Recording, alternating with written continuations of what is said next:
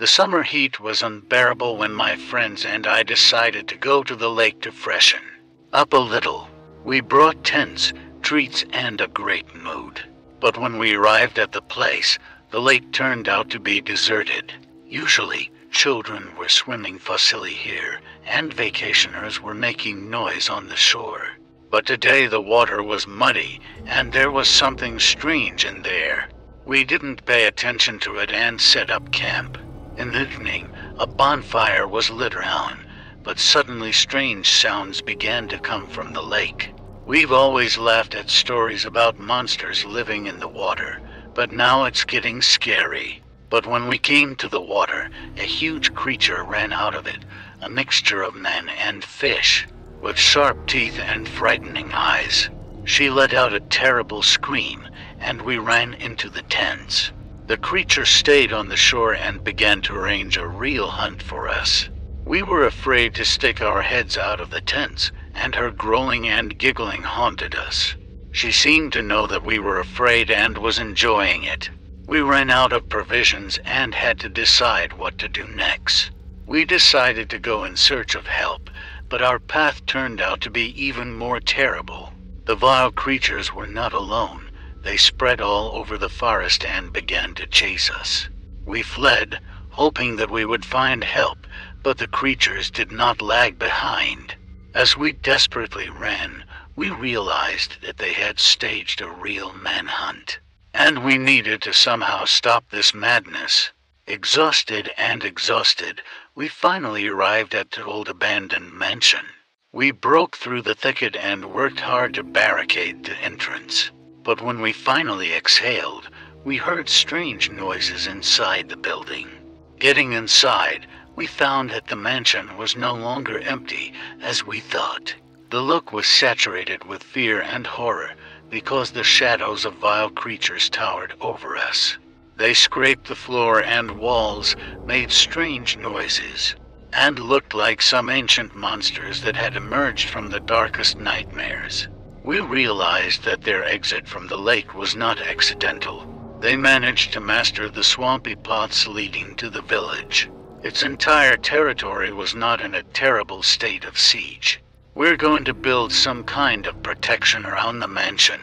Our only hope of salvation was to be able to hold out until morning, because the creatures preferred to hide in the shadows.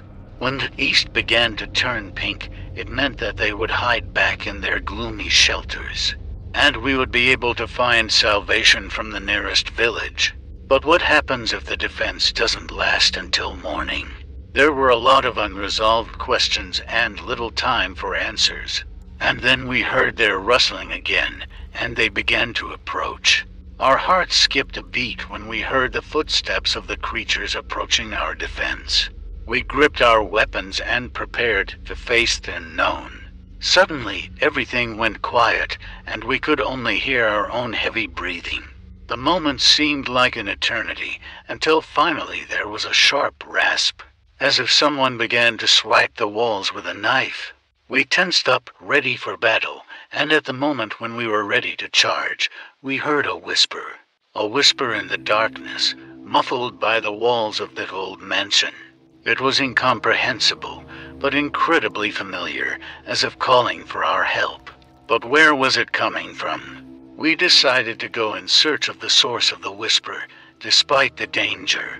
One of us remained on guard while the others began to make their way through the mansion, carefully examining every dark corner. Soon we discovered an old hidden room in the deepest corner of the mansion. There was an old mossy rug on the floor, under which we found a staircase leading to the dungeon. Deciding to take a chance, we went downstairs. And when our lanterns illuminated the dark walls of the dungeon, we were left in shock. In front of us stretched an ancient rune, in the center of which stood an altar decorated with symbols of unknown magic. We realized that this was the place where ancient rituals were held. It was from here that the whispers came. But was this place the source of the malice that spawned the creatures? Or could it be the only hope for our salvation? Jake woke up to a strange sound in the middle of the night. His heart started beating faster when he realized that the sound was coming from inside his house. Carefully getting up from the bed, he headed towards the sound, trying to determine its origin. As he approached the kitchen, the sound became louder, and he realized that it was the sound of glass breaking. He opened the door a crack and saw a shadow flash past the window. Jake got inside and saw the complete devastation. Things were overturned, furniture was toppled, and in the center of the room he saw a man rummaging through his personal belongings. "What are you doing here?" Jake shouted, and the stranger whirled around, holding something shiny in his hand. The breathless look in his eyes made Jake tremble. He realized that this robber was ready to do anything to get away from punishment. The tension in the room was palpable, and suddenly the phone rang.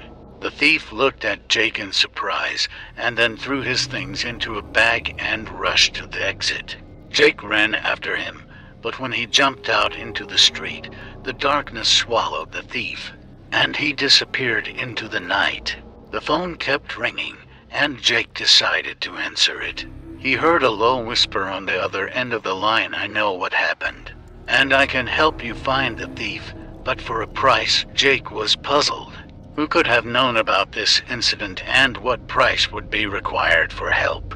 This mysterious call only strengthened his determination to find out the truth and find the one who broke into his house. "Who are you? How did you find out about this?" Jake asked, trying to figure out who the person on the other end of the phone line was. "It's less important who I am. I know a lot, and I can help you. But my help will cost you dearly," the mysterious voice replied.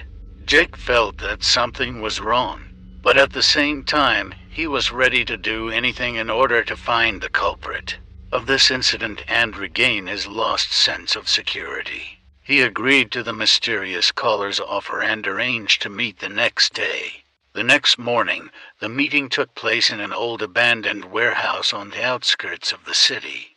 Jake cautiously approached the shadowy figure standing in the shadows.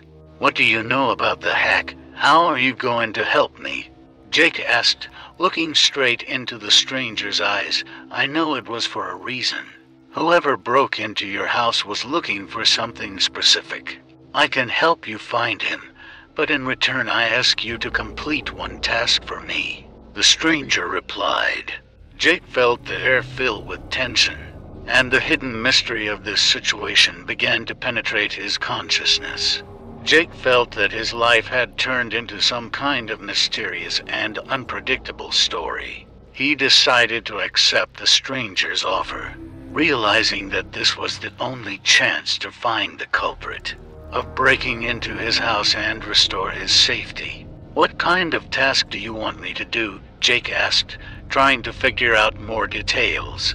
"I want you to take one item from the vault in the bank. He is very important to me, and I am ready to pay you for your time and effort," the stranger replied. Jake was stunned by this demand. He never imagined that he could become a participant in criminal activity, but at the same time, he realized that this was the only way to find out the truth about the break-in of his house and find the thief. He agreed to the task and received instructions from a stranger. A few days later, Jake dared to enter the bank's vault. He skillfully bypassed the security system, found the necessary item and successfully exited the bank. But the moment he stopped in the street, he was overcome by a wave of paranoia and fear. He began to wonder, why is he doing this and what awaits him next?